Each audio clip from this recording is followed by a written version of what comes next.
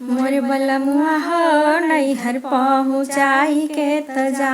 मोर बलमुआ हो नैहर पहुँचाई के त जा।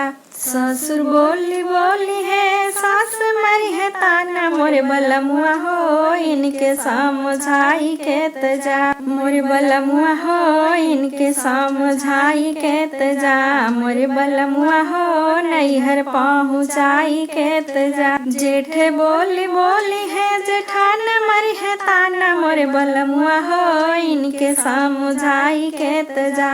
मोर बलमुआ हो इनके समझाई के त जा। देवर बोली बोली है देवरान मरी है ताना। मोर बलमुआ हो इनके लगाई के त जा।